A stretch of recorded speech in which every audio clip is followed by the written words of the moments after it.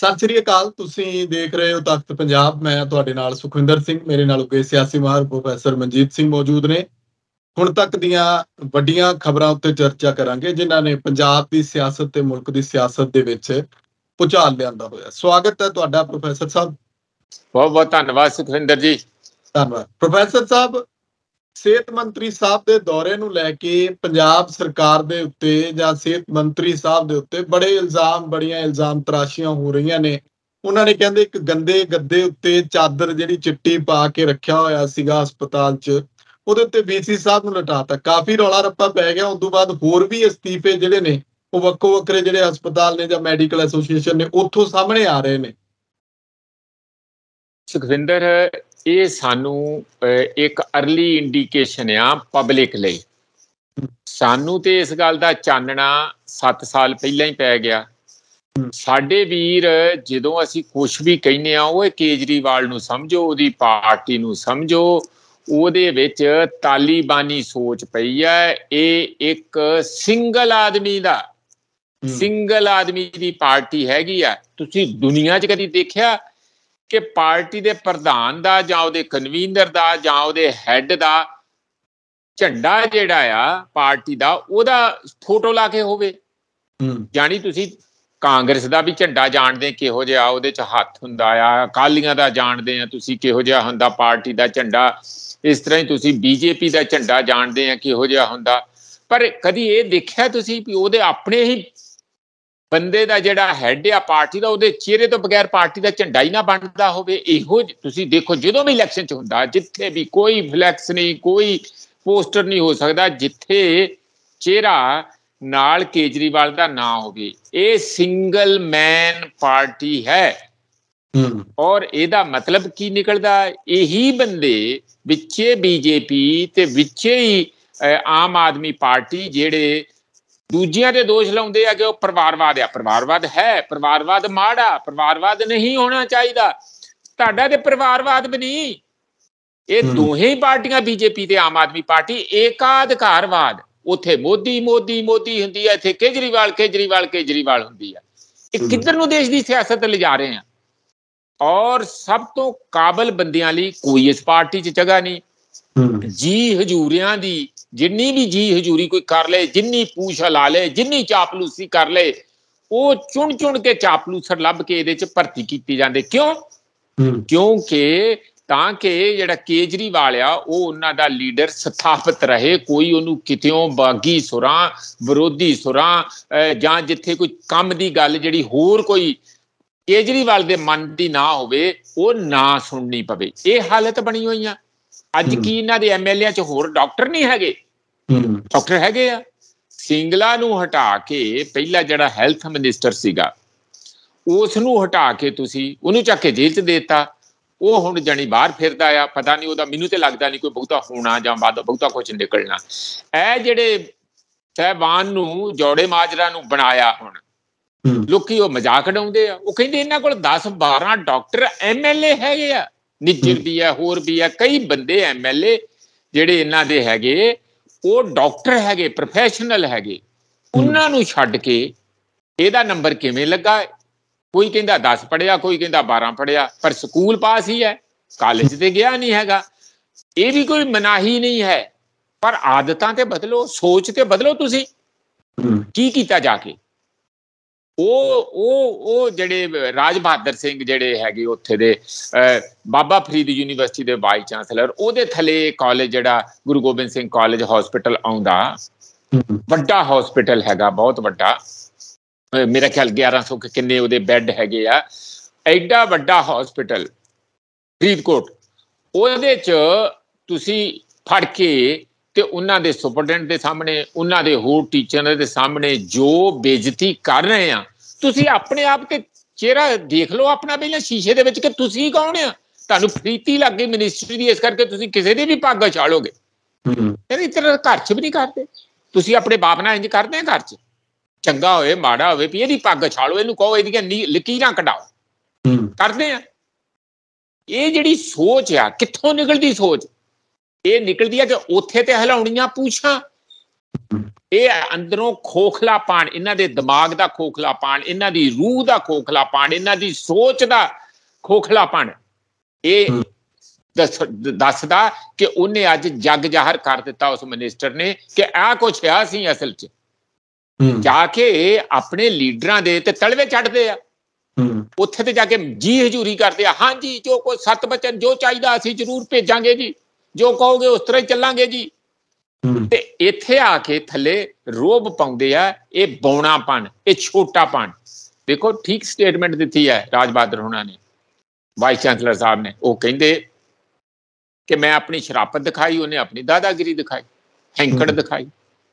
ਕਹਿੰਦੇ ਮੈਂ ਨਾ ਵੀ ਕਰ ਸਕਦਾ ਸੀਗਾ, ਉਹ ਕੋਈ ਚਪੇੜ ਥੋੜੀ ਮਾਰ ਦੇਣਾ। ਫੜ ਕੇ ਉੱਥੇ ਜੋ ਵੀਡੀਓ ਕਲਿੱਪ ਆਈ ਹੈ ਸਾਰਿਆਂ ਦੇ ਸਾਹਮਣੇ ਫੜ ਕੇ ਆਪਣੇ ਹੱਥ ਦੇ ਨਾਲ ਮਿਨਿਸਟਰ, ਤੁਹਾਨੂੰ ਪਤਾ ਹੈ ਬੈਂਸ ਬ੍ਰਦਰ ਇੰਜ ਕਰਦੇ ਹੁੰਦੇ ਸੀ, ਕਦੀ ਉਹਦੇ ਚਲੇ ਗਏ, ਕਦੀ ਵੇਰਕੇ ਚਲੇ ਗਏ, ਕਦੀ ਇੱਥੇ ਐਜੂਕੇਸ਼ਨ ਮਿਨਿਸਟਰੀ 'ਚ ਆ ਗਏ, ਕਿਤੇ ਹੋਰ ਕੋਰਟ ਕਚਹਿਰੀਆਂ 'ਚ ਦਾਦਾਗਿਰੀ। ਇਹ ਡੈਮੋਕ੍ਰੇਟਿਕ ਤੌਰ ਤਰੀਕੇ ਆ, ਇਹ ਤਾਲੀਬਾਨ ਮਾइंड सेट है। तालिबान मैं अंडरलाइन करके कहना, पिछले 7-8 साल सानू मैं की शब्द वरता अपने ते लई भी असीं उच्ची उच्ची बोल बोल के लोकां नूं कह रहे, लोग पता की कह दिंदे अग्गों, इन्हां दे बंदे भी कह, देखो जी ये साडी पार्टी की सी, असीं इन्हां नूं नहीं रखिया। मैं रिजाइन दिता सी, रखिया क्यों नहीं? मैं रिजाइन दिता पब्लिकली, तुसीं देखो। ਤੇ ਜਦੋਂ ਰਿਜ਼ਾਈਨ ਦਿੱਤਾ ਛੋਟੇਪੁਰ ਦੇ ਵੇਲੇ, ਅਸੀਂ ਕਿਉਂਕਿ 9-10 ਮਹੀਨਿਆਂ 'ਚ ਸਮਝ ਗਏ ਸੀ ਕਿ ਇੱਥੇ ਇਹ ਜਿਹੜੀ ਪਾਰਟੀ ਆ ਜੋ ਇਨਕਲਾਬੀ, ਜੋ ਭਗਤ ਸਿੰਘ ਜਾਂ ਹੋਰ ਸਾਰੇ ਨਾਮ, ਭੀਮ ਰਾਓ ਅੰਬੇਦਕਰ ਸਾਹਿਬ ਦਾ ਨਾਂ ਲੈਂਦੇ, ਫੋਟੋਆਂ ਲਾਉਂਦੇ ਆ, ਉਹ ਤੇ ਬਾਹਰੋਂ ਲੋਕਾਂ ਦੇ ਉੱਤੇ ਕੈਮੋਫਲੇਜ ਆ, ਧੂਆਂ ਆ ਅੱਖਾਂ 'ਚ ਪਾਉਣ ਲਈ, ਅੰਦਰੋਂ ਫਾਸਿਸਟ ਤਾਨਾਸ਼ਾਹ। ਇਹ ਇਹਨਾਂ ਦਾ ਮਾइंड सेट ਹੈਗਾ। ਔਰ ਇਹ ਆਉਣ ਵਾਲੇ ਸਮੇਂ 'ਚ ਜੇ ਇਸੇ ਤਰੀਕੇ ਨਾਲ ਅਸੀਂ ਇਸ ਸੋਚ ਨੂੰ ਪਸਰਨ ਦਿੱਤਾ, ਪੰਜਾਬ ਦੇ ਅੰਦਰ ਫੈਲਣ ਦਿੱਤਾ, ਤੇ ਸਾਰਿਆਂ ਦਾ ਘਰੋਂ ਬਾਹਰ ਨਿਕਲਣਾ ਮੁਸ਼ਕਲ ਕਰ ਦੇਣਗੇ। ਡਾਕਟਰ ਸਾਹਿਬ ਇੱਕ ਗੱਲ ਪ੍ਰੋਫੈਸਰ ਸਾਹਿਬ ਇੱਥੇ ਵੀ ਧਿਆਨਯੋਗ ਹੈ ਨਾ, ਕੁਝ ਲੋਕ ਇਹ ਗੱਲ ਕਹਿੰਦੇ ਨੇ ਕਿ ਹਸਪਤਾਲਾਂ ਦੇ ਹਾਲਾਤ ਤਾਂ ਦੇਖੋ ਤੁਸੀਂ ਕਿੱਦਾਂ ਦੇ ਨੇ। ਚਲੋ ਵੀਸੀ ਸਾਹਿਬ ਨਾਲ ਠੀਕ ਆਪਾਂ ਮੰਨ ਸਕਦੇ ਹਾਂ ਕਿ ਉੱਥੇ ਬਦਸਲੂਕੀ ਹੋਈ, ਹਸਪਤਾਲਾਂ ਦੇ ਹਾਲਾਤਾਂ ਦੇ ਉੱਤੇ ਸਰਕਾਰਾਂ ਤੇ ਵੀ ਸਵਾਲ ਉੱਠਦਾ ਤੇ ਉੱਥੋਂ ਦੇ ਪ੍ਰਬੰਧਕਾਂ ਤੇ ਵੀ ਸਵਾਲ ਉੱਠਦਾ ਕਿ ਕਿਤੇ ਨਾ ਕਿਤੇ ਤਾਂ ਕਿਸੇ ਨਾ ਕਿਸੇ ਦੀ ਕਮਜ਼ੋਰੀ ਹੈਗੀ ਹੈ, ਉਹਨੂੰ ਜ਼ਿੰਮੇਵਾਰੀ ਆਪਣੀ ਹੈ। ਮਰੀਜ਼ ਖੱਜਲ ਖੁਆਰ ਹੁੰਦੇ ਨੇ, ਮਰੀਜ਼ਾਂ ਦੇ ਨਾਲ ਡਾਕਟਰ ਕਿੱਦਾਂ ਦਾ ਸਲੂਕ ਕਰਦੇ ਨੇ, ਇਹ ਵੀ ਕਿਹਾ ਜਾਂਦਾ ਹੈ ਕਿ ਇਸ ਪਾਸੇ ਵੱਲ ਵੀ ਗੌਰ ਕਰਨ ਦੀ ਲੋੜ ਹੈ। ਸੁਖਵਿੰਦਰ, ਬਿਲਕੁਲ ਤੁਹਾਡੀ ਗੱਲ ਠੀਕ ਹੈ, ਇਹਦੇ 'ਚ ਕੋਈ ਦੋ ਰਾਏ ਨਹੀਂ ਕਿ ਪੇਸ਼ੈਂਟਸ ਦਾ ਜੋ ਬੁਰਾ ਹਾਲ ਆ, ਹੈਲਥ ਸੇਵਾਵਾਂ ਬਹੁਤ ਥੋੜੀਆਂ ਆ, ਸਿਹਤ ਸੇਵਾਵਾਂ ਜਿਹੜੀਆਂ ਆ ਬਹੁਤ ਲਿਮਟਿਡ ਆ। ਜਿੰਨੇ ਮਰੀਜ਼ ਆ ਉਹ ਤੇ ਉਹਨਾਂ ਦਾ 10-15% ਹੀ ਸੇਵਾਵਾਂ ਹੈਗੀਆਂ, ਬਾਕੀ ਤੇ ਧੱਕੇ ਖਾਂਦੇ ਆ ਸਾਰੇ। ਉਹਨਾਂ ਨੂੰ ਕੋਈ ਪ੍ਰਾਈਵੇਟਾਂ ਕੋ ਜਾਂਦਾ, ਕੋਈ ਬਿਨਾਂ ਇਲਾਜ ਤੋਂ ਮਾਰੀ ਜਾਂਦਾ, ਜਾਂ ਉਂਝ ਹੀ ਆਪਣਾ ਦੁੱਖ ਚੱਲ ਰਿਹਾ ਬੈਠਾ ਮੰਜੀ ਦੇ, ਕਿਉਂਕਿ ਉਹਨੂੰ ਨਾ ਪ੍ਰਾਈਵੇਟ ਜੋਗਾ ਪੈਸਾ, ਨਾ ਸਰਕਾਰੀ ਕਿਸੇ ਹਸਪਤਾਲ ਦੇ ਵਿੱਚ ਕੋਈ ਜਗ੍ਹਾ ਹੈਗੀ। ਇਹਦੇ 'ਚ ਕੋਈ ਦੋ ਰਾਏ ਨਹੀਂ ਕਿ ਸਰਕਾਰੀ ਹਸਪਤਾਲਾਂ ਦਾ ਬਹੁਤ ਬੁਰਾ ਹਾਲ ਹੈ। ਪਰ ਕਿਹਨੇ ਕੀਤਾ?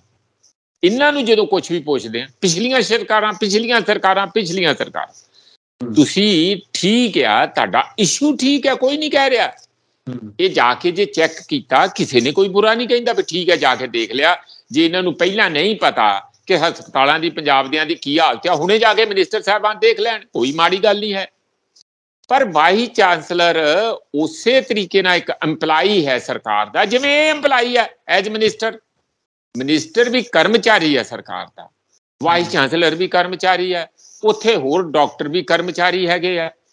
ਤੁਸੀਂ ਇੱਕ ਬੰਦੇ ਨੂੰ, ਜਿਹੜਾ ਅਸੀਂ ਮਿਨਿਸਟਰ ਨੂੰ, ਵਾਈਸ ਚਾਂਸਲਰ ਮਿਨਿਸਟਰ ਕਿਉਂ ਨੇ ਜ਼ਿੰਮੇਵਾਰ ਠਹਿਰਾਈ? ਵੀ ਭਾਵੇਂ ਸਿੰਗਲਾ ਹੋਵੇ ਤੇ ਭਾਵੇਂ ਜੋੜੇ ਮਾਜਰਾ ਹੋਵੇ, ਵੀ ਤੁਸੀਂ ਦੱਸੋ ਸਾਨੂੰ ਕਿੰਨੇ ਪੈਸੇ ਦਿੱਤੇ ਆ, ਦੱਸੋ ਸਾਨੂੰ ਤੁਸੀਂ ਕਿੰਨਾ ਕੁ ਸਾਡੀਆਂ ਇੱਥੇ ਸੀਟਾਂ ਜਿਹੜੀਆਂ ਇੰਨੀਆਂ ਖਾਲੀ ਆ, ਜਾਂ ਹੋਰ ਸਾਡੀਆਂ ਸਹੂਲਤਾਂ ਚਾਹੀਦੀਆਂ।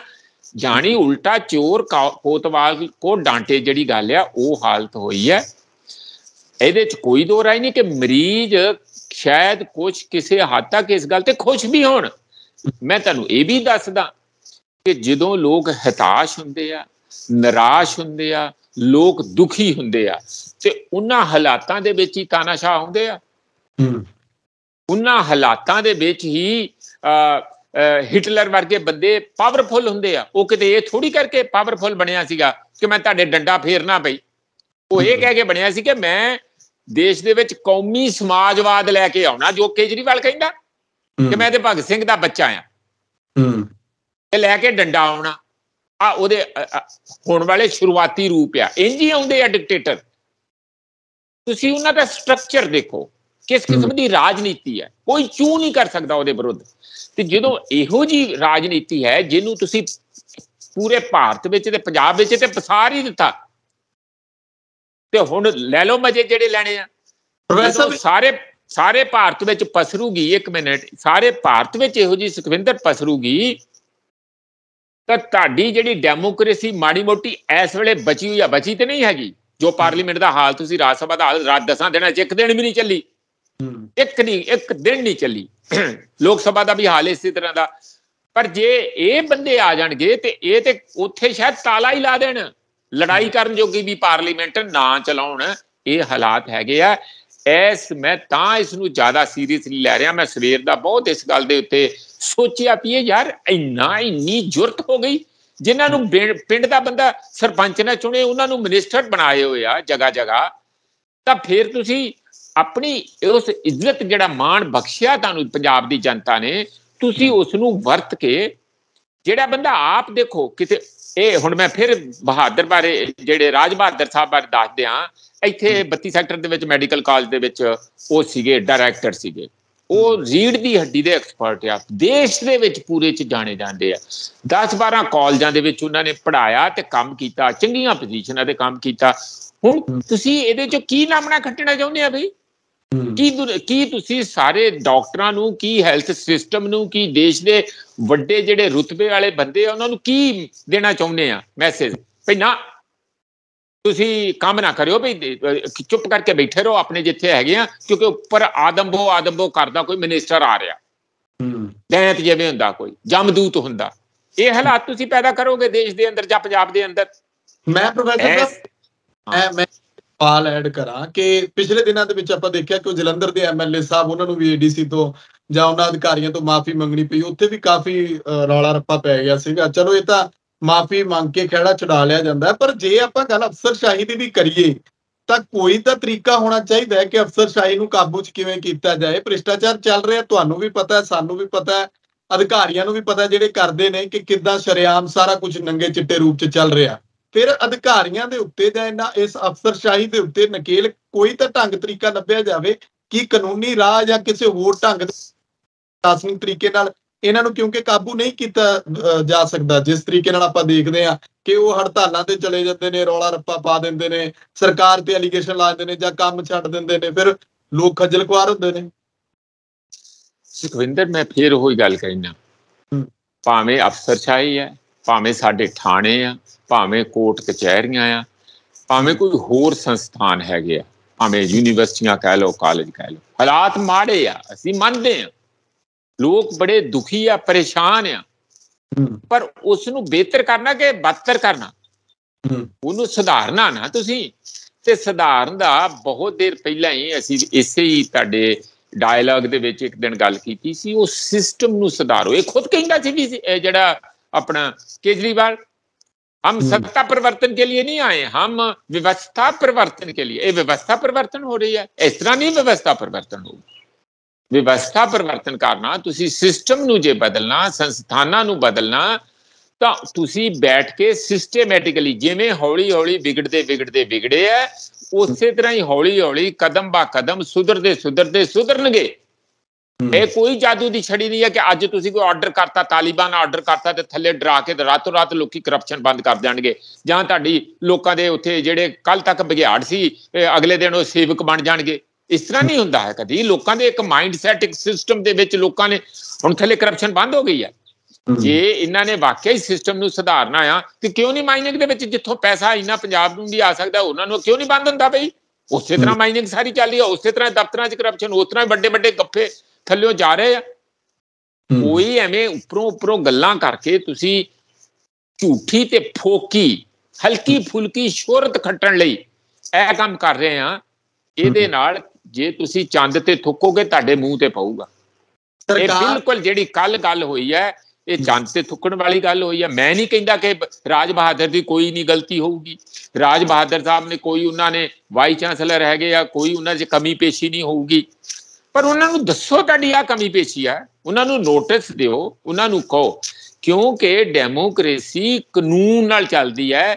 ਜੇ ਤੁਸੀਂ ਹਰ ਕੋਈ ਆਪਣੇ ਤਾਲਿਬਾਂ ਫਰਮਾਨ ਕਰ ਕਰਕੇ ਲੋਕਾਂ ਨੂੰ ਇਸ ਤਰੀਕੇ ਨਾਲ ਚੁਰਾਹਿਆਂ ਦੇ ਵਿੱਚ ਖੜੇ ਕਰਕੇ ਕੱਲ ਨੂੰ ਇੱਥੇ ਭੀੜ ਤੰਤਰ ਹੋ ਜਾਊ, ਇਹ ਰੋਕ ਲੈਣਗੇ। ਫਿਰ ਇਹ ਇਸੇ ਤਰੀਕੇ ਨਾਲ ਉਤਸ਼ਾਹਤ ਹੋ ਕੇ ਲੋਕ ਇਹਨਾਂ ਨੂੰ ਹੀ ਨਹੀਂ ਨਿਕਲਣ ਦੇਣਗੇ। ਇਹ ਤੇ ਕਿਤੇ ਚਲੇ ਜਾਣਗੇ, 4 ਪੈਸੇ ਇਕੱਠੇ ਕਰਕੇ ਵਿਦੇਸ਼ਾਂ 'ਚ ਭੱਜ ਜਾਣਗੇ, ਹਮਾਂ ਤੋਂ ਡੰਡੇ ਖਾਣਗੇ। ਇਸ ਲਈ ਇਹ ਜਿਹੜੀ ਸੋਚ ਨੂੰ ਅੱਗੇ ਸਪੋਰਟ ਕਰ ਰਹੇ ਆ, ਜਿਸ ਤੌਰ ਤਰੀਕਿਆਂ ਨੂੰ ਸਪੋਰਟ ਕਰ ਰਹੇ ਆ, ਉਹ ਦਾਦਾਗਿਰੀ ਵਾਲੇ ਆ। ਉਹ ਜਿਹੜੇ ਬੜੇ ਖੂੰਖਾਰ ਰਾਜੇ ਮਹਾਰਾਜੇ ਹੁੰਦੇ ਸੀ, ਉਸ ਸੋਚ ਨੂੰ ਅੱਗੇ ਤੋਰ ਰਹੇ ਆ। ਤਾਲਿਬਾਨ ਸੋਚ ਨੂੰ ਅੱਗੇ ਤੋਰ ਰਹੇ ਆ। ਜਿਸ ਪਾਰਟੀ ਦੇ ਅੰਦਰ ਅੰਦਰੂਨੀ ਜਮਹੂਰੀਅਤ ਨਾ ਹੋਏ, ਲੋਕਤੰਤਰਿਕ ਜਿਹੜੇ ਅਸੂਲ ਨਾ ਹੋਣ ਜਿਸ ਪਾਰਟੀ ਦੇ ਅੰਦਰ, ਉਹ ਸੱਤਾ ਚਾਹ ਕੇ ਲੋਕਤੰਤਰ ਨੂੰ ਮਜ਼ਬੂਤ ਕਰਨਗੇ। ਕੇਜਰੀਵਾਲ ਦੀ ਪਾਰਟੀ ਦੇ ਅੰਦਰ ਉਹ ਕੇਜਰੀਵਾਲ ਦੇ ਨਾਂ ਤੇ ਚੱਲਦੀ ਆ, ਆਮ ਆਦਮੀ ਪਾਰਟੀ ਨਹੀਂ ਹੈ। ਤੇ ਜਦੋਂ ਚੱਲਦੀ ਉਹ ਇੱਕ ਆਦਮੀ ਦੇ ਨਾਂ ਦੇ ਉੱਤੇ ਹੈ ਤੇ ਉਹਦੇ 'ਚ ਲੋਕਤੰਤਰ ਦਾ ਰਹਿਣਾ ਕੋਈ ਸਵਾਲ ਹੀ ਪੈਦਾ ਨਹੀਂ ਹੁੰਦਾ। ਇਸ ਲਈ ਸੁਖਵਿੰਦਰ, ਉਹ ਜੇ ਹੋਰ ਸੱਤਾ 'ਚ ਇਹੋ ਜਿਹੇ ਬੰਦੇ ਆਉਂਦੇ ਆ, ਮੈਂ ਬੜੇ ਸਖਤ ਸ਼ਬਦਾਂ 'ਚ ਬੜਾ ਦੁਖੀ ਹੋ ਕੇ ਤੇ ਇੱਕ ਗੱਲੋਂ ਥੋੜਾ ਬਹੁਤ ਆਪਣੇ ਵੀਰਾਂ ਦੇ ਗੁੱਸੇ ਤੇ ਵੀ ਕਹਿ ਰਿਹਾ ਕਿ ਅਸੀਂ ਇੰਨੇ ਚਿਰ ਦੇ ਕੋਠੇ ਚੜ ਦਵਾਈਆਂ ਦਿੰਨੇ ਆ ਕਿ ਇਹ ਬੰਦੇ ਪੰਜਾਬ ਨੂੰ ਤਬਾਹ ਕਰ ਦੇਣਗੇ।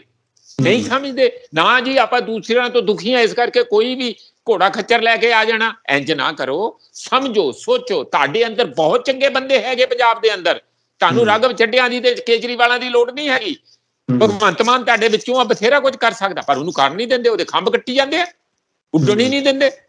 ਇਹ ਕਰਕੇ ਸੁਖਵਿੰਦਰ, ਮੈਂ ਇੰਨਾ ਦੁਖੀ ਹੋਇਆ ਇਹ ਖਬਰ ਪੜ੍ਹ ਕੇ ਕਿ ਯਾਰ, ਜੇ ਇਹੋ ਜਿਹੇ ਬੰਦਿਆਂ ਦੀ ਕੋਈ ਇੱਜ਼ਤ ਨਹੀਂ ਬਚੀ, ਇਹੋ ਜਿਹੇ ਬੰਦੇ ਜਿਹੜੇ ਹੈਗੇ ਆ ਵਾਈਸ ਚਾਂਸਲਰ ਤੱਕ ਦੇ, ਉਹਨਾਂ ਨੂੰ ਪਿਛਲੀ ਵਾਰੀ ਇੱਕ ਪੰਜਾਬੀ ਯੂਨੀਵਰਸਿਟੀ ਦੇ ਵੀਸੀ ਨਾਲ ਵੀ ਇੱਕ ਐਮਐਲਏ ਨੇ ਇੰਜ ਕੀਤੀ ਸੀ, ਉਹ ਵੀ ਉਨੀ ਮਾੜੀ ਗੱਲ ਹੈਗੀ ਆ। ਇਸ ਲਈ ਹੁਣ ਸਾਡਾ ਤੇ ਇਹੀ ਕਹਿਣਾ ਆ ਕਿ ਮੈਨੂੰ ਇਹ ਪਤਾ ਲੱਗਾ ਹੈ ਸੁਖਵਿੰਦਰ, ਤੁਸੀਂ ਦੱਸ ਰਹੇ ਸੀ ਕਿ ਉਹਨਾਂ ਨੇ ਅਸਤੀਫਾ ਦੇ ਦਿੱਤਾ। ਜੇ ਅਸਤੀਫਾ ਨਾ ਦਿੱਤਾ ਹੁੰਦਾ ਤੇ ਮੈਂ ਤੁਹਾਡੇ ਰਾਹੀਂ ਕਹਿਣਾ ਆ ਕਿ ਜਾਂ ਤੇ ਜੋੜੇ ਮਾਜਰੇ ਤੋਂ ਅਸਤੀਫਾ ਲਓ, ਜਾਂ ਉਸ ਵੀਸੀ ਨੂੰ ਅਸਤੀਫਾ ਦੇਣਾ ਚਾਹੀਦਾ। ਜੇ ਅਸੀਂ ਤਕੜਾ ਮੈਸੇਜ, ਤਕੜਾ ਸੁਨੇਹਾ ਅੱਜ ਦੀ ਤਰੀਕ 'ਚ ਨਹੀਂ ਦਿੰਦੇ, ਇਹਨਾਂ ਲੋਕਾਂ ਦੇ ਦੰਦ ਖੱਟੇ ਨਹੀਂ ਹੋਣਗੇ। ਪ੍ਰੋਫੈਸਰ, ਇੱਕ ਗੱਲ ਯਾਰ, ਜਿਹੜਾ ਪੁੱਟਦੀ ਹੈ ਉਹ ਰੌਲਿਆਂ ਦੇ ਵਿੱਚ ਚਲਾ ਜਾਂਦਾ। ਤਕਰੀਬਨ 2828 ਏਕੜ ਕਿੱਲੇ ਜ਼ਮੀਨ ਜਿਹੜੀ ਹੈ, 2828 ਏਕੜ, ਉਹਦੇ ਉੱਤੇ ਸਰਕਾਰ ਕਹਿੰਦੀ ਕਿ ਅਸੀਂ ਕਬਜ਼ਾ ਮੁਕਤ ਕਰਾ ਲਿਆ। ਕਬਜ਼ਾ ਛਡਾਓ ਮੁਹਿੰਮ, ਮੁੱਖ ਮੰਤਰੀ ਸਾਹਿਬ ਲਾਮ ਲਸ਼ਕਰ ਲੈ ਕੇ ਨਿਕਲੇ, ਮੀਡੀਆ ਆਲੇ ਦੁਆਲੇ ਬੜਾ ਲਗਾਤਾਰ ਲਾਈਵ ਦਿਖਾਇਆ, ਪਰ ਉਹ ਨਾਲ ਦੀ ਨਾਲ ਹਾਲੇ ਕਦਮ ਪੁੱਟਿਆ ਨਹੀਂ ਤੇ ਨਾਲ ਦੀ ਨਾਲ ਉਹਦੇ ਤੇ ਰੌਲਾ ਪੈ ਗਿਆ। ਮਾਨ ਸਿੰਘ ਮਾਨ ਹੋ ਗਏ, ਸਿਮਰਨਜੀਤ ਮਾਨ ਦੇ ਬੇਟੇ, ਤੇ ਉਧਰੋਂ ਸਾਬਕਾ ਮੰਤਰੀ ਜਿਹੜੇ ਕਾਂਗਰਸ ਦੇ ਨੇ, ਗੁਰਪ੍ਰੀਤ ਕਾਂਗੜ ਜਾਂ ਹੋਰ ਜਿੰਨੇ ਨੇ। ਪਹਿਲਾਂ ਵੀ ਇੱਕ ਰੌਲਾ ਪੈ ਗਿਆ ਸੀਗਾ ਜਦੋਂ ਇੱਕ ਜ਼ਮੀਨ ਛਡਾਈ ਸੀ ਇੱਥੇ। ਇਹ ਕਾਨੂੰਨੀ ਤੌਰ ਤਰੀਕੇ ਦੇ ਨਾਲ ਕਿਉਂ ਨਹੀਂ ਇਸ ਚੀਜ਼ ਨੂੰ ਸਮਝਿਆ ਕਿਉਂ ਨਹੀਂ ਜਾਂਦਾ? ਜੇ ਚੈਲੰਜ ਹੋ ਜਾਣਾ ਹਾਈ ਕੋਰਟ ਵਿੱਚ ਜਾ ਕੇ, ਜੇ ਸਰਕਾਰ ਨੂੰ ਫਿਰ ਇਹੋ ਜਿਹੇ ਕਦਮ ਚੁੱਕਣ ਦੀ ਕੀ ਲੋੜ ਹੈ? ਉਹੀ ਗੱਲ ਆ ਗਈ ਨਾ ਕਿ ਵਾਹਵਾਹੀ ਖੱਟਣ ਦੇ ਲਈ ਕੁਝ ਹੁੰਦਾ। ਤੁਸੀਂ ਵੀ ਬਥੇਰੇ ਸਿਆਣੇ ਆ ਸੁਖਵਿੰਦਰ, ਉਹੀ ਗੱਲ ਮੈਂ ਕਹਿਣੀ ਜਿਹੜੀ ਤੁਸੀਂ ਕਹੀ ਹੈ। ਇਹ ਡਰਾਮੇਬਾਜ਼ ਪਾਰਟੀ ਹੈ, ਹਲਿਆ ਲੈ ਲਿਆ, ਮਦਾਰੀ ਨਹੀਂ ਹੁੰਦੇ। ਆਪਣਾ ਟੋਕਰੀ ਚੋਂ ਕਬੂਤਰ ਕੱਢ ਕੇ 4 ਪੈਸੇ ਲੈ ਕੇ ਗਾਂਹ ਜਾਂਦੇ ਆ, ਉਹ ਹੈ ਨਾ। ਤੁਸੀਂ ਪਿੰਡਾਂ 'ਚ ਦੇਖਿਆ, ਜਾਂ ਉਹ ਮਦਾਰੀ ਆਉਂਦੇ ਆ ਜਿਹੜੇ ਤਮਾਸ਼ਬੀਨ, ਬਾਂਦਰੀ ਲੈ ਕੇ ਨਚਾ ਕੇ ਨੱਚ ਲੱਛੋ ਬਾਂਦਰੀ, ਨੱਚ ਲੱਛੋ ਬਾਂਦਰੀ, ਨਿਆਣੇ ਖੁਸ਼ ਹੋ ਜਾਂਦੇ, ਥੋੜੇ ਬਹੁਤ ਪੈਸੇ ਦੇ ਦਿੰਦੇ। ਇਹ ਕੋਈ ਸੀਰੀਅਸ ਪੋਲੀਟੀਸ਼ੀਅਨ ਥੋੜੀ ਹੈ, ਕੋਈ ਸਟੇਟਸਮੈਨ ਥੋੜੀ ਹੈਗੇ ਆ, ਤਮਾਸ਼ਬੀਨ ਆ। ਲੋਕਾਂ 'ਚ ਇਹੋ ਜਿਹੇ ਤਮਾਸ਼ੇ ਮਜਮੇ ਲਾ ਕੇ, ਗੱਲਾਂ ਕਰਕੇ, ਦਿਖਾ ਕੇ, ਕਰਤਾ ਦੇਖਿਓ ਕਰ ਕੀ ਦਿੱਤਾ ਧਰਾਤਲ ਤੇ, ਦੱਸੋ ਤੇ ਕੀ ਕਰਤਾ। ਹੁਣ ਮੈਂ ਉਸੇ ਗੱਲ ਤੇ ਦੁਬਾਰਾ ਆ ਕੇ ਤੁਹਾਨੂੰ ਨਿੱਕੀ ਜੀ ਗੱਲ ਤੇ ਦੱਸ ਦੇਣਾ ਵੀ ਸਾਡਾ ਐਡਾ ਸਟਰੋਂਗ ਹੈਲਥ ਸਿਸਟਮ ਆ। ਤੁਸੀਂ ਕੀ ਕਰਨੇ ਆ ਜਿਹੜੇ ਆ ਨਵੇਂ ਸੇਵਾ ਕੇਂਦਰਾਂ ਦੇ ਵਿੱਚ ਤੁਸੀਂ ਮੁਹੱਲਾ ਕਲੀਨਿਕ ਖੋਲ ਰਹੇ ਆ, ਆਮ ਆਦਮੀ ਕਲੀਨਿਕ ਉਹਦਾ ਨਾਂ ਰੱਖ ਦਿੱਤਾ। ਆਮ ਆਦਮੀ ਤੇ ਪਹਿਲਾਂ ਧੱਕੇ ਖਾਂਦਾ ਫਿਰਦਾ, ਤੁਹਾਡੇ ਸਾਹਮਣੇ ਤੁਸੀਂ ਖੋਦੀ ਉਹ ਬਿਸਤਰੇ ਦਿਖਾਤੇ ਆ। ਉਹ ਸਿਸਟਮ ਨੂੰ ਕਿਉਂ ਨਹੀਂ ਸੁਧਾਰਦੇ ਪਈ? ਤੁਸੀਂ ਜਿਹੜਾ ਐਡਾ ਵੱਡਾ ਹੈਲਥ ਸਿਸਟਮ 7 ਪਰਤੀ ਹੈਗਾ, ਉਸ ਨੂੰ ਕਿਉਂ ਨਹੀਂ ਸੁਧਾਰਦੇ ਤੁਸੀਂ? ਉਹ 7 ਪਰਤੀ ਹੈਲਥ ਸਿਸਟਮ ਆ, ਥੱਲੇ ਤੱਕ ਜਾਂਦਾ, ਪਿੰਡੋ ਪਿੰਡੀ ਜਾਂਦਾ।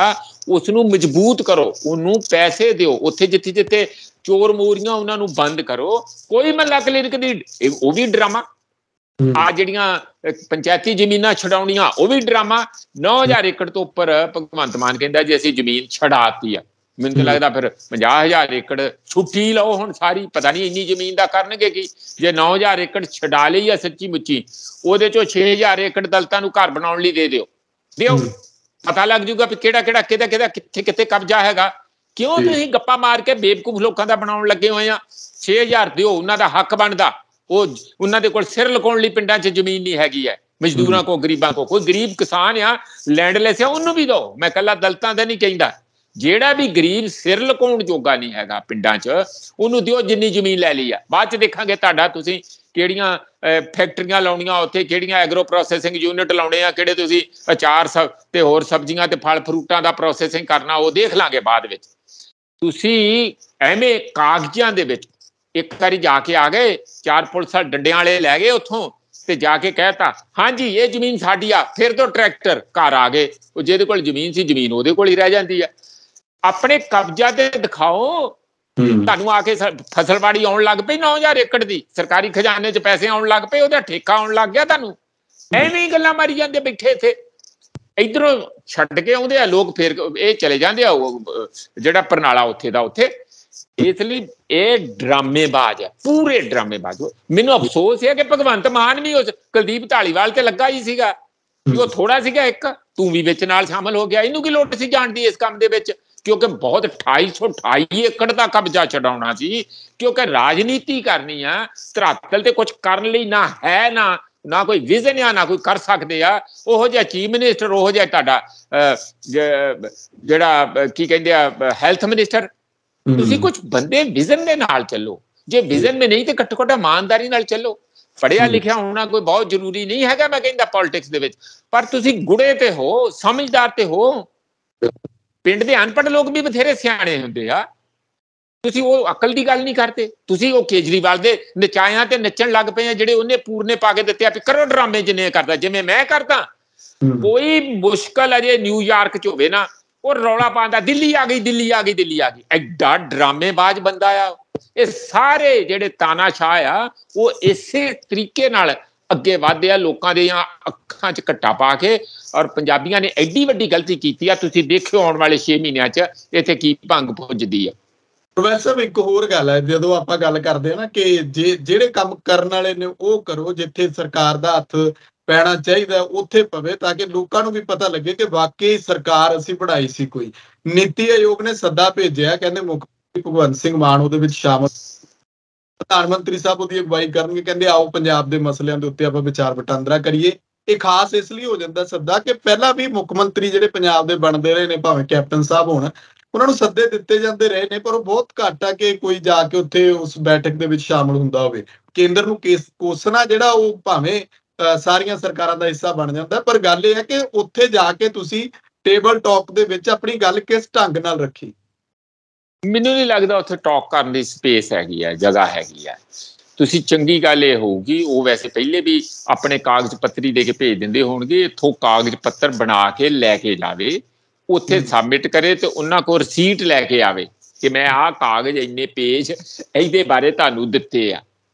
ਇਹਦੋਂ ਬਾਅਦ ਉੱਥੇ ਕੋਈ ਭਗਵੰਤ ਮਾਨ ਨੇ ਕੋਈ ਬਹੁਤ ਵੱਡਾ ਨਹੀਂ ਉੱਥੇ ਕਰ ਦੇਣਾ, ਕਿਉਂਕਿ ਜਿੰਨਾ ਲੋਕਾਂ ਦੇ ਕਾਬਲ। ਪਲੈਨਿੰਗ ਕਮਿਸ਼ਨ ਤੇ ਤੁਹਾਡੀ ਸੇਧ ਸੀਗੀ, ਜਦੋਂ ਪਲੈਨਿੰਗ ਕਮਿਸ਼ਨ ਸੀ ਜਿਹਦੇ ਵਿੱਚ ਆਲੂਵਾਲੀਆ ਸਾਹਿਬ ਹੁੰਦੇ ਸੀਗੇ ਡਿਪਟੀ ਚੇਅਰਮੈਨ, ਤੇ ਉਦੋਂ ਕਿਸੇ ਵੇਲੇ, ਉਦੋਂ ਪਹਿਲਾਂ ਵੀ ਰਹੇ ਆ ਪਲੈਨਿੰਗ ਕਮਿਸ਼ਨ, ਤੇ ਪੁਰਾਣਾ ਹੈਗਾ, ਉਹ ਤੋੜਤਾ ਉਹਨਾਂ ਨੇ। ਨੀਤੀਯੋਗ ਕੀ ਹੈ? ਨੀਤੀਯੋਗ ਉਹੋ ਹੀ ਆ ਜੋ ਕੇਜਰੀਵਾਲ ਦੀ ਪੰਜਾਬ ਸਰਕਾਰ ਆ, ਜੋ ਕਹੂਗਾ ਉਂਝ ਹੀ ਨਚਾਈ ਜਾਊਗਾ। ਨੀਤੀ ਦਾ ਮਤਲਬ ਇਹ ਸਰਕਾਰ ਕੁਝ ਚਾਹੁੰਦੀ ਆ ਤੇ ਤੁਸੀਂ ਉਹਦੇ ਬਾਰੇ ਨੀਤੀ ਬਣਾ ਦਿਓ, ਇਸ ਕਿਸਮ ਦਾ ਰਫਲੀ ਉਹਦਾ। ਇਹ ਨਹੀਂ ਕਿ ਉਹ ਇੰਡੀਪੈਂਡੈਂਟ ਦੇਸ਼ ਦੇ ਹਿੱਤ 'ਚ, ਲੋਕਾਂ ਦੇ ਹਿੱਤ 'ਚ, ਇੱਥੋਂ ਦੀ ਆਰਥਿਕ ਤੇ ਹੋਰ ਸਮਾਜਿਕ ਤੇ ਸੱਭਿਆਚਾਰਕ ਭਵਿੱਖ ਲਈ ਕੀ ਜ਼ਰੂਰੀ ਹੈ, ਉਹ ਨੀਤੀ ਬਣਾ ਕੇ ਦੇਵੇ। ਇੰਜ ਨਹੀਂ ਹੈਗਾ, ਇਹਦੇ ਉਲਟ ਆ। ਸਰਕਾਰ ਫੈਸਲੇ ਕਰਦੀ ਹੈ ਕਿ ਸਾਨੂੰ ਇਹਦੇ ਬਾਰੇ ਕੁਝ ਯਾਰ ਕਰਕੇ ਦਿਓ, ਆਹ ਗੱਲ ਅਸੀਂ ਅੱਗੇ ਤੋਰਨੀ। ਉਹ ਕਹਿੰਦੇ ਜੀ 7 ਵਚਨ, ਇਹ ਕੰਮ ਸਾਰਾ ਚੱਲ ਰਿਹਾ। ਇੱਥੇ ਜਾ ਕੇ ਇਹਦੀ ਉੱਥੇ ਕੀ, ਉੱਥੇ ਨਗਾਰਖਾਨੇ 'ਚ ਇਹਦੀ ਤੂਤੀ ਦੀ ਆਵਾਜ਼ ਸੁਣੂਗੀ? ਜਾ ਕੇ ਬੈਠ ਕੇ ਆਜੂ ਚਾਹ ਪਾਣੀ ਪੀ ਕੇ, ਤੇ ਜਾਣਾ ਚਾਹੀਦਾ ਆ। ਕਿਉਂਕਿ ਦੇਖੋ ਸਾਡੇ ਕੋਲ ਡੈਮੋਕ੍ਰੈਟਿਕ ਸਿਸਟਮ ਤੇ ਇਹੀ ਹੈ, ਤੇ ਚੰਗਾ ਹੈ ਦੂਜਿਆਂ ਨਾਲੋਂ, ਪੁਰਾਣੀਆਂ ਸਰਕਾਰਾਂ ਨਾਲੋਂ ਤੇ ਚੰਗੀ ਗੱਲ ਹੈ। ਪਰ ਇਹ ਮਤ ਭੁਲੇਖੇ 'ਚ ਜਾਵੇ ਵੀ ਇਹਨਾਂ ਦੀਆਂ ਗੱਲਾਂ ਸੁਣ ਕੇ ਤੇ ਉੱਥੇ ਉਹ ਬਹੁਤ ਪ੍ਰਭਾਵਿਤ ਹੋ ਜਾਣਗੇ। ਉਹ ਜਿਹੜੇ ਬੈਠੇ ਹੋਏ ਆ, ਜਿਨ੍ਹਾਂ ਦੀ ਮੀਟਿੰਗ ਆ, ਉਹਨਾਂ ਦੇ ਕਬਜ਼ੇ ਤੇ ਉਹਨਾਂ ਦੀਆਂ ਪਲੈਨਿੰਗ ਇੰਨੀਆਂ ਜ਼ਬਰਦਸਤ ਆ ਕਿ ਉਹ ਕਿਸੇ ਵੀ ਦੂਸਰੇ ਬੰਦੇ ਨੂੰ, ਦੂਜੀ ਆਵਾਜ਼ ਨੂੰ ਕੋਈ ਉਹ ਜਗ੍ਹਾ ਛੱਡਦੇ ਹੀ ਨਹੀਂ। ਮੈਂ ਪੜ੍ਹ ਰਿਹਾ ਸੀ ਕਿਤੇ ਕਿ ਨੀਤੀ ਆਯੋਗ ਵਾਂਗੂ ਜਿਹੜਾ ਯੂਪੀ ਦੀ ਸਰਕਾਰ ਹੈ ਉੱਧਰ, ਉਹ ਆਪਣੇ ਤੌਰ ਦੇ ਉੱਤੇ ਉੱਥੇ ਜਿਹੜਾ ਪਲੈਨਿੰਗ ਕਮਿਸ਼ਨ ਹੁੰਦਾ ਉਹਨੂੰ ਉਸ ਤਰੀਕੇ ਨਾਲ ਚਲਾਉਣ ਦੀ ਕੋਸ਼ਿਸ਼ ਕਰ ਰਹੇ ਨੇ ਕਿ ਸਰਕਾਰ ਨੂੰ ਸਲਾਹਾਂ ਦੇਣ, ਸਕੀਮਾਂ ਵਿੱਚ ਵਿਕਾਸ ਕਰਨਾ। ਜੇ ਕਿਤੇ ਪੰਜਾਬ ਦੇ ਵਿੱਚ ਵੀ ਸਰਕਾਰ ਥੋੜੀ ਸੁਹਿਰਦਤਾ ਦੇ ਨਾਲ ਸੋਚੇ ਤਾਂ ਬਹੁਤ ਕੁਝ ਕੀਤਾ ਜਾ ਸਕਦਾ। ਮੈਂ ਪ੍ਰੋਫੈਸਰ ਸਾਹਿਬ ਹੁਣ ਗੱਲ ਆਵਾਂ ਕਿ ਕੇਂਦਰੀ ਸਿਆਸਤ ਦੀ ਆਪਾਂ ਕਰ ਲਈਏ, ਲੋਕ ਸਭਾ ਤੇ ਰਾਜ ਸਭਾ, ਤੁਸੀਂ ਕਿਹਾ ਕਿ ਬਹੁਤ ਘੱਟ ਦਿਨ, ਮਤਲਬ ਕਿ ਮੈਨੂੰ ਲੱਗਦਾ ਕੋਈ ਇੱਕ ਅੱਧਾ ਦਿਨ ਹੀ ਹੋਣਾ ਕਿ ਕੁਝ ਕੁ ਘੰਟੇ ਲਾ ਲਓ ਕਿ ਉੱਥੇ ਕੋਈ ਚੱਜ ਨਾਲ ਕਿਸੇ ਗੱਲ ਤੇ ਬਹਿਸ ਹੋਈ ਹੋਣੀ, ਰੌਲੇ ਰੱਪਿਆਂ 'ਚ ਲੰਘ ਗਿਆ, ਕਦੇ ਕਿਸੇ ਨੂੰ ਕੱਢਤਾ, ਕਦੇ ਕਿਸੇ ਨੂੰ ਕੱਢਤਾ, ਕਦੇ ਕਿਸੇ ਦੀ ਤੋਹੀਨ ਹੋ ਗਈ, ਕਦੇ ਰਾਸ਼ਟਰਪਤੀ ਸਾਹਿਬ ਦੇ ਉੱਤੇ ਉਂਗਲ ਚੁੱਕ ਦਿੱਤੀ ਕਿਸੇ ਨੇ, ਇਹ ਸਾਰਾ ਕੁਝ ਹੋਇਆ। ਹੁਣ ਸੋਮਵਾਰ ਤੇ ਮੰਗਲਵਾਰ ਦਾ ਦਿਨ ਅੱਗੋਂ ਬੜਾ ਅਹਿਮ ਮੰਨਿਆ ਜਾ ਰਿਹਾ, ਕਹਿੰਦੇ ਸ਼ਾਇਦ, ਮਤਲਬ ਕਿ ਵੈਸੇ ਤਾਂ ਸ਼ਾਇਦ ਆਪਾਂ ਤਾਂ ਕਹਿੰਦੇ ਆ ਕਿ ਪਤਾ ਨਹੀਂ ਉੱਥੇ ਚਰਚਾ ਹੋਣੀ ਕਿ ਨਹੀਂ, ਕਿਤੇ ਰੱਫੜ 'ਚ ਹੀ ਲੰਘ ਜੇ। ਬੇਰੁਜ਼ਗਾਰੀ ਦੇ ਮੁੱਦੇ ਉੱਤੇ ਗੱਲ ਹੋਣੀ ਹੈ ਉੱਥੇ ਲੋਕ ਸਭਾ ਦੇ ਵਿੱਚ, ਫਿਰ ਮੰਗਲਵਾਰ ਨੂੰ ਰਾਜ ਸਭਾ ਦੇ ਵਿੱਚ ਹੋਣੀ ਹੈ। ਇਹ ਸਿਰਫ ਆਪਾਂ ਕਹਿ ਸਕਦੇ ਹਵਾ ਦੇ ਵਿੱਚ ਹੀ ਹੈ, ਪਤਾ ਨਹੀਂ ਹੁਣ ਸੋਮ ਮੰਗਲਵਾਰ ਕਿੱਦਾਂ ਦਾ ਚੜ੍ਹਦਾ, ਕਿਤੇ ਰੌਲੇ ਰੱਪਿਆਂ 'ਚ ਲੰਘ ਜੇ। ਸੁਖਵਿੰਦਰ ਇੰਜ ਕਹੋ ਕਿ ਸੋਮਵਾਰ ਨੂੰ ਬੇਰੁਜ਼ਗਾਰੀ ਤੇ ਰੌਲਾ ਰੱਪਾ ਪੈਣਾ, ਬਹਿਸ ਤੇ ਹੁੰਦੀ ਨਹੀਂ। ਬਹਿਸ ਕਰਨ ਵਾਲਾ ਜ਼ਮਾਨਾ ਹੀ ਚਲਾ ਗਿਆ। ਸੱਚੀ ਮੈਂ ਆਪ ਇੰਨਾ ਹਤਾਸ਼ ਹਾਂ ਇਸ ਗੱਲ ਤੋਂ, ਇੰਨੇ ਸਾਨੂੰ ਦੁੱਖ ਹੁੰਦਾ। ਇੰਨਾ ਜ਼ਿਆਦਾ ਖਰਚਾ, ਤੁਹਾਨੂੰ ਪਤਾ ਪਹਿਲਾਂ ਤੇ ਚੋਣ ਦਾ ਕਿੰਨਾ ਖਰਚਾ, ਕਈ ਹਜ਼ਾਰ ਕਰੋੜ ਰੁਪਈਆ ਇੱਕ ਪਾਰਟੀ ਲਾ ਦਿੰਦੀ ਹੈ ਖਰਚਿਆਂ ਤੇ। ਫਿਰ ਇਹਨਾਂ ਦੇ ਜਿਹੜੇ ਚਿੱਟੇ ਹਾਥੀ ਉੱਥੇ ਬੰਨ੍ਹਦੇ ਆ 543, ਉਹਨਾਂ ਦਾ ਖਰਚਾ, ਉਹਨਾਂ ਨੂੰ ਸਾਰੀਆਂ ਹਵਾਈ ਜਹਾਜ਼ਾਂ ਤੋਂ ਲੈ ਕੇ ਰਹਿਣ ਦੀਆਂ, ਖਾਣ ਪੀਣ ਦੀਆਂ, ਗਾਂ ਨਿਆਣਿਆਂ ਦੀਆਂ, ਸਾਰੇ ਪਰਿਵਾਰਾਂ ਦੀਆਂ ਸਹੂਲਤਾਂ ਕਿੰਨੀਆਂ ਹੈਗੀਆਂ, ਇਹ ਅਸੀਂ ਖਰਚਾ ਕਰਦੇ ਹਾਂ। ਉਹ ਕਿਤੇ ਸਾਡੇ ਪੈਸੇ, ਸਾਡੀਆਂ ਜੇਬਾਂ ਕੱਟ ਕੇ ਉਹਨਾਂ ਕੋਲ ਜਾ ਰਿਹਾ, ਤੇ ਕੰਮ ਕੋਈ ਨਹੀਂ। ਕੰਮ ਉੱਥੇ ਕੀ ਆ, ਕਦੇ ਇਹਦਾ ਆ ਗਿਆ, ਕਦੇ ਉਹਦਾ ਨਾਲ ਪਾ ਲਿਆ। ਕੋਈ ਉੱਥੇ ਪਾਰਲੀਮੈਂਟ ਦੇ ਅੰਦਰ ਚਿੜੀ ਬਾਣ ਕੇ ਵੜ ਗਈ, ਉਹਦੇ ਤੇ 2 ਦਿਨ ਉੱਤੇ ਲਾਤੇ ਵੀ ਚਿੜੀ ਨੇ ਕਿਹਨੇ ਕਿੱਧਰ ਦੀ ਆਈ ਹੈ, ਕਿੱਥੋਂ ਆਈ, ਇਹਦੇ ਖੰਭ ਕਿੰਨੇ ਸੀਗੇ, ਉਹਦੀ ਪੂਛ ਕਿਉਂ ਨਹੀਂ ਟੇਢੀ ਹੈ, ਜਾਣੀ ਇਹੋ ਜਿਹਾ ਜਾਣੀ ਕੋਈ ਇਰਰੈਲੇਵੈਂਟ ਗੱਲਾਂ ਉੱਥੇ ਹੁੰਦੀਆਂ। ਉਹ ਮਾਫੀ ਵੀ ਬੰਦਾ ਮੰਗਿਆ ਚੌਧਰੀ, ਉਹ ਤਾਂ ਫਿਰ ਜਾਣੀ ਪੂਰੇ ਤੇਵਰ ਤਿੱਖੇ, ਕਿਉਂਕਿ ਮਜ਼ਾ ਬੜਾ ਆਉਂਦਾ ਇਹੋ ਜਿਹੀਆਂ ਗੱਲਾਂ ਕਰਕੇ। ਉਹਦਾ ਕੋਈ ਆਮ ਜਨਤਾ ਨੂੰ ਤੇ ਲੈਣਾ ਦੇਣਾ ਹੈ ਨਹੀਂ, ਕਿਉਂਕਿ ਆਮ ਜਨਤਾ ਦੇ ਹਿੱਤ ਦੀ ਜਾਂ ਵਿਰੋਧ ਦੀ ਤੇ ਕੋਈ ਗੱਲ ਹੈ ਨਹੀਂ। ਬਸ ਆਪਣੀਆਂ ਉੱਥੇ ਬੈਠ ਕੇ ਗੱਲਾਂ ਬਾਤਾਂ ਕਰਕੇ ਘਰ ਆ ਕੇ ਸ਼ਾਮ ਨੂੰ ਹੱਸਦੇ ਆ, ਤੇ ਇਕੱਠੇ ਹੀ ਵਿਰੋਧੀ ਪਾਰਟੀਆਂ ਤੇ ਹਾਕਮ ਪਾਰਟੀਆਂ ਕੋਈ ਉਹਨਾਂ ਨੂੰ ਨਹੀਂ, ਇਕੱਠੇ ਹੀ ਫਿਰ ਚਾਹ ਪੀ ਕੇ, ਕਿਉਂ ਬਈ ਤੂੰ ਕਿਵੇਂ ਛੱਡੀ ਤੇ ਮੈਂ ਕਿਵੇਂ ਛੱਡੀ, ਇਹ ਗੱਲਾਂ ਚੱਲਦੀਆਂ। ਲੋਕਾਂ ਦਾ ਬੇਵਕੂਫ ਬਣਾ ਰਹੇ ਆ। ਮੈਨੂੰ ਲੱਗਦਾ ਇੱਕ ਵਾਰੀ ਇੰਜ ਸਿੱਧਾ ਕਰਨ, ਪਾਰਲੀਮੈਂਟ ਬੰਦ ਕਰ ਦੇਣ। ਤੇ ਮੈਂ ਦੁਖੀ ਹੋ ਕੇ ਕਹਿ ਰਿਹਾ, ਮੇਰੀ ਕੰਸੀਡਰਡ ਓਪੀਨੀਅਨ ਨਹੀਂ ਹੈ, ਰਿਐਕਸ਼ਨ ਦੇ ਵਿੱਚ ਮੇਰੇ ਮਨ 'ਚ ਆ ਰਿਹਾ ਕਿ ਸਿੱਧੇ ਦਾ ਸਿੱਧਾ ਜਿਹੜਾ ਹੋਰ 5-7 ਸਾਲ 10 ਸਾਲ ਲੋਕ ਫੈਸਲਾ ਕਰ ਲੈਣ ਕਿ ਅਸੀਂ ਮੋਦੀ ਨੂੰ ਦੇਸ਼ ਫੜਾਤਾ, ਕਰ ਲੈ ਜੋ ਕਰਨਾ ਕਰ ਲੈ। ਇੱਥੇ ਫੜਿਆ ਹੀ ਆ ਇਕੱਲੇ ਬੰਦੇ ਨੇ, ਰੂਸ ਦੇ ਵਿੱਚ ਪੁਤਿਨ ਨੇ ਫੜਿਆ, ਇੱਧਰ ਚੀਨ ਦੇ ਵਿੱਚ ਸ਼ੀ ਜਿਨਪਿੰਗ ਨੇ ਫੜਿਆ, ਇਹਨੂੰ ਵੀ ਫੜਾ ਦੇਣ, ਕਰ ਲੈਣ ਵੀ ਤੁਸੀਂ ਆਪਣਾ ਰਾਂਝਾ ਰਾਜੀ ਕਰ ਲਓ, ਲੈ ਜਾਓ ਕਿੱਥੇ ਕਿ ਤੁਹਾਡੇ ਕੋਲ ਕਿੰਨੇ ਕੁ ਵੱਡੀ ਅਕਲ ਹੈਗੀ ਆ, ਕਿੰਨਾ ਕਿ ਨਹੀਂ। ਇਹ 4 ਸਾਲਾਂ 'ਚ ਦੇਸ਼ ਛੱਡ ਕੇ ਭੱਜ ਜਾਣਗੇ। ਜੇ ਦੇਸ਼ ਚੱਲ ਰਿਹਾ ਉਹ ਮਿਹਨਤਕਸ਼ ਲੋਕਾਂ ਦੇ, ਜਿਹੜੀ ਮਾੜੀ ਮੋਟੀ ਇੰਸਟੀਟਿਊਸ਼ਨ ਸਾਡੇ ਚੱਲ ਰਿਹਾ ਉਹਦੇ ਤੇ ਚੱਲ ਰਿਹਾ। ਇਹ ਹਰ ਚੀਜ਼ ਨੂੰ ਆਪਣੇ ਹੱਥ 'ਚ ਕਹਿਣਾ ਦਿੰਦੇ। ਪ੍ਰਧਾਨ ਮੰਤਰੀ ਭਾਸ਼ਣ ਦਿੰਦੇ ਆ, ਕਹਿੰਦੇ ਆ ਉਹਨਾਂ ਦਾ ਭਾਸ਼ਣ ਮੈਂ ਤੇ ਸੁਣ ਕੇ ਹੈਡਿੰਗ ਅਖਬਾਰ ਦਾ ਧਿਆਨ ਹੈਰਾਨ ਰਹਿ ਗਿਆ ਕਿ ਇੱਥੇ ਮਿਨੀਮਮ ਕੰਟਰੋਲ ਹੋਣਾ ਚਾਹੀਦਾ ਸਾਡੇ ਦੇਸ਼ ਦੇ। ਮਤਲਬ ਪਤਾ ਕੀ, ਹੁਣ ਇਹਦੇ 2 ਅਰਥ ਆ। ਇੱਕ ਤੇ ਇਹ ਹੈ ਕਿ ਕੰਟਰੋਲ ਬਹੁਤ ਕਮ ਹੋਣਾ ਚਾਹੀਏ, ਮਤਲਬ ਇਹਦਾ ਕੀ ਹੈ ਕਿ ਜਿਹੜੇ ਕਾਰਪੋਰੇਟ ਆ ਉਹਨਾਂ ਦੇ ਕੰਟਰੋਲ ਲਈ ਫ੍ਰੀ ਮਾਰਕੀਟ ਹੋਵੇ। ਜੋ ਲਿਬਰਲ ਏਜੰਡਾ ਸਾਰਾ ਉਦਾਰਵਾਦੀ ਨੀਤੀਆਂ ਹੈ ਹੀ ਹੈ, ਖੁੱਲੀ ਛੁੱਟੀ ਦੇ ਦਿਓ, ਜਿਹੜੇ ਬਘਿਆੜ ਨੇ ਜਿੰਨੇ ਮਾਰਨੇ ਮਾਰ ਲੈ, ਜੋ ਕੁਝ ਖਾਣਾ ਖਾ ਪੀ ਲੈ, ਲੁੱਟ ਲੈ। ਔਰ ਦੂਜੇ ਪਾਸੇ ਜਿੱਥੇ ਲੋਕਾਂ ਦੇ ਹਿੱਤ ਆ ਉੱਥੇ ਤੁਸੀਂ ਟੋਟਲ ਕੰਟਰੋਲ ਕਰ ਰਹੇ ਆ। ਕਿੱਥੇ ਤੁਸੀਂ ਕੰਟਰੋਲ ਸਰਕਾਰ ਛੱਡ ਰਹੀ ਹੈ, ਕਿਤੇ ਈਡੀ, ਕਿਤੇ CBI, ਕਿਤੇ ਕੋਰਟ ਕਚਹਿਰੀਆਂ, ਕਿਤੇ ਪੁਲਿਸ, ਕਿਤੇ ਇਲੈਕਸ਼ਨ ਕਮਿਸ਼ਨ। ਕਿਹੜਾ ਦਾਇਰਾ ਹੈ, ਜਿਹੜਾ ਅਦਾਰਾ ਹੈ ਜਿੱਥੇ ਤੁਸੀਂ ਆਪਣਾ ਕੰਟਰੋਲ ਨਹੀਂ ਵਧਾਇਆ। ਇਸ ਕਰਕੇ ਕਿੱਥੇ ਤੁਸੀਂ ਕਹਿੰਦੇ ਆ ਕਿ ਮਿਨੀਮਮ ਗਵਰਨੈਂਸ ਚਾਹੀਦੀ ਆ, ਘੱਟੋ ਘੱਟ ਜਿਹੜੀ ਆ ਗਵਰਨਮੈਂਟ ਜਿਹੜੀ ਚਾਹੀਦੀ ਹੈ। ਹਾਂ, ਕਾਰਪੋਰੇਟਾਂ ਨੂੰ ਖੁੱਲੀਆਂ ਛੁੱਟੀਆਂ ਦਿੱਤੀਆਂ, ਉਹ ਇੱਕ ਆਧਾਰਵਾਦੀ ਨੀਤੀ ਦਾ ਤੁਹਾਡਾ ਹਿੱਸਾ ਹੈਗਾ। ਇਸ ਕਰਕੇ ਲੋਕਾਂ ਦਾ ਬੇਵਕੂਫ ਨਾ ਬਣਾਓ। ਤੁਸੀਂ ਸਾਡੇ ਕੋਲੋਂ ਉਂਝ ਹੀ ਵੈਸੇ ਜਿਹੜੇ 5-4 ਸਾਲ ਆ ਲੈ ਲਓ, ਕਰਨਾ ਤੇ ਉਹੀ ਆ, ਕਰਨਾ ਤੇ ਉਹੀ ਆ ਜੋ ਮੋਦੀ ਅਮਿਤ ਸ਼ਾਹ ਦੀ ਜੋੜੀ ਨੇ ਕਰਨਾ। ਬਾਕੀ ਤੇ ਉੱਥੇ ਬੰਦੇ ਪਏ, ਜੋ ਜਿਵੇਂ ਇੱਥੇ ਬੰਨੇ ਪਏ ਆ 92 ਦੇ 92 ਕੇਜਰੀਵਾਲ ਨੇ, ਉੱਥੇ ਮੋਦੀ ਨੇ 543, ਜਿੰਨੇ ਵੀ ਉਹਨਾਂ ਦੇ 303 ਆ, ਉਹ ਪਿੱਛੇ ਤਾੜੀ ਮਾਰਨ ਲਈ ਆ, ਗੱਲ ਕਰਨ ਲਈ ਨਹੀਂ ਹੈ। ਕਰਕੇ ਦੇਖੋ ਇੱਕ ਵੀ ਗੱਲ ਇਹ ਕਿਹੜੀ ਡੈਮੋਕ੍ਰੇਸੀ ਆ? ਨਾ ਪਾਰਟੀਆਂ ਦੇ ਅੰਦਰ ਕੋਈ ਜਮਹੂਰੀਅਤ ਆ, ਨਾ ਕੋਈ ਦੇਸ਼ ਦੇ ਅੰਦਰ ਛੱਡੀ ਆ। ਵਿਰੋਧੀ ਪਾਰਟੀਆਂ ਨੂੰ ਇੰਜ ਸਮਝਦੇ ਆ ਕਿ ਜਿਵੇਂ ਉਹਨਾਂ ਨੂੰ ਪੈਰਾਂ ਥੱਲੇ ਲਤਾੜ ਕੇ ਨਿਕਲਣਾ ਹੋਵੇ। ਉਹਨਾਂ ਦੀ ਵਿਰੋਧੀ ਪਾਰਟੀਆਂ ਦੀਆਂ ਵੀ ਬਹੁਤ ਕਮੀਆਂ ਆ, ਇਹ ਗੱਲ ਠੀਕ ਹੈ ਤੁਹਾਡੀ, ਬਹੁਤ ਕਮੀਆਂ, ਥੋੜੀਆਂ ਨਹੀਂ। ਇਸੇ ਕਰਕੇ ਉਹਨਾਂ ਦੀ ਹਿੰਮਤ ਪੈਂਦੀ, ਇਸੇ ਕਰਕੇ ਲੋਕਾਂ ਨੇ ਚੱਕ ਕੇ ਪਰਾਂ ਮਾਰਿਆ ਉਹਨਾਂ ਨੂੰ। ਪਰ ਫਿਰ ਵੀ ਜਿਹੋ ਜਿਹਾ ਟੁੱਟਾ ਭੱਜਾ ਤੁਹਾਡਾ ਲੋਕਤੰਤਰ ਚੱਲ ਰਿਹਾ, ਉਹਨੂੰ ਚੱਲਦੇ ਰਹਿਣ ਦਿਓ। ਨਹੀਂ ਤੇ ਇਸ ਵੇਲੇ ਪ੍ਰੈਕਟੀਕਲੀ ਧਰਾਤਲ ਦੇ ਉੱਤੇ ਲੋਕਤੰਤਰ ਨਹੀਂ ਰਿਹਾ, ਕਨਸਟੀਟਿਊਸ਼ਨ ਦਾ ਰਾਜ ਨਹੀਂ ਰਿਹਾ, ਔਰ ਇਹ ਦੇਸ਼ ਲਈ ਵੱਡੀ ਖਤਰੇ ਦੀ ਘੰਟੀ ਹੈ। ਬਿਲਕੁਲ। ਆਖਰੀ ਖਬਰ ਜਿਹੜੀ ਹੈ ਤਾਂ ਚਲੋ ਮੁਲਕ ਦੀ ਤਰਾਸਦੀ ਇਦਾਂ ਦੀ ਹੈ, ਕੇਂਦਰੀ ਗ੍ਰਹਿ ਮੰਤਰੀ ਅਮਿਤ ਸ਼ਾਹ ਪਿਛਲੇ 5 ਮਹੀਨਿਆਂ ਦੇ ਵਿੱਚ ਦੂਜੀ ਵਾਰ ਚੰਡੀਗੜ੍ਹ ਦਾ ਦੌਰਾ। ਪਿੱਛੇ ਜੇ ਰੌਲਾ ਵੀ ਪਿਆ ਸੀਗਾ ਜਦੋਂ ਹਰਿਆਣਾ ਵਾਲਿਆਂ ਨੇ ਕਿਹਾ ਸੀ ਕਿ ਸਾਨੂੰ ਚੰਡੀਗੜ੍ਹ ਦੇ ਵਿੱਚ ਜੀ ਅਲੱਗ ਤੋਂ ਵਿਧਾਨ ਸਭਾ ਲਈ ਜ਼ਮੀਨ ਦੇ ਦਿਓ, ਅਸੀਂ ਆਪਣੀ ਜ਼ਮੀਨ ਬਣਾ ਲਈਏ। ਚਲੋ ਉਹ ਵੱਖਰਾ ਰਿਹਾ। ਇੱਕ ਚਰਚਾ ਜਿਹੜੀ ਉਹਨਾਂ ਦੇ ਬਿਆਨ ਦੀ ਚੱਲ ਰਹੀ ਹੈ ਕਿ ਜਿੰਨੀ ਵੀ ਮੈਡੀਕਲ ਦੀ ਜਿਹੜੀ ਪੜ੍ਹਾਈ ਹੈ ਉਹਨੂੰ ਮਾਤਰ ਭਾਸ਼ਾ ਦੇ ਵਿੱਚ ਕਰਾਇਆ ਜਾਵੇ। ਮਤਲਬ ਇਹਨੂੰ ਕੀ ਸਮਝਿਆ ਜਾਵੇ ਕਿ ਪਹਿਲਾਂ ਤਾਂ ਪਿੱਛੇ ਜੇ ਗੱਲ ਚੱਲੀ ਸੀ ਕਿ ਇੱਕ ਮੁਲਕ ਇੱਕ ਭਾਸ਼ਾ, ਤੇ ਹੁਣ ਗ੍ਰਹਿ ਮੰਤਰੀ ਸਾਹਿਬ ਜਦੋਂ ਇਹ ਗੱਲ ਕਹਿੰਦੇ ਨੇ। ਦੇਖੋ ਸੁਖਵਿੰਦਰ, ਅਮਿਤ ਸ਼ਾਹ ਬਥੇਰੀਆਂ ਗਲਤੀਆਂ ਵੀ ਹੋ ਸਕਦੀਆਂ, ਜਿਹੜੀ ਇਹ ਗੱਲ ਕਹਿੰਦੇ ਆ ਮੈਨੂੰ ਤਾਂ ਬਹੁਤ ਚੰਗੀ ਲੱਗੀ। ਮੈਂ 2 ਵਾਰੀ ਪੜ੍ਹੀ ਕਿ ਅਮਿਤ ਸ਼ਾਹ ਆ ਵੀ ਗੱਲ ਕਰਦੇ ਆ। ਉਹਨਾਂ ਨੇ ਕਿਹਾ ਕਿ ਭਾਵੇਂ ਉਹ ਇੰਜੀਨੀਅਰਿੰਗ ਦੀ ਗੱਲ ਹੈਗੀ ਆ, ਭਾਵੇਂ ਉਹ ਮੈਡੀਕਲ ਸਾਇੰਸ ਦੀ ਆ, ਤੁਹਾਨੂੰ ਹੈ ਨਾ ਹੈਲਥ ਸਾਇੰਸਿਸ ਦੀਆਂ ਗੱਲਾਂ ਹੈਗੀਆਂ, ਜਾਂ ਤੁਹਾਡਾ ਲਾਅ ਵੀ ਹੈਗਾ, ਇਹ ਅਜੇ ਤੱਕ ਸਾਡੇ ਗੁਲਾਮੀ ਦੇ ਦੌਰ ਚੋਂ ਬਾਹਰ ਨਹੀਂ ਆਇਆ। ਤੁਸੀਂ ਅੰਗਰੇਜ਼ੀ, ਹਰ ਚੀਜ਼ ਅੰਗਰੇਜ਼ੀ, ਤੇ ਅੰਗਰੇਜ਼ ਤੇ ਚਲੇ ਗਏ, ਹੁਣ ਅੰਗਰੇਜ਼ੀ ਵੀ ਭੇਜ ਦਿਓ ਉਹਨਾਂ ਦੇ ਨਾਲ।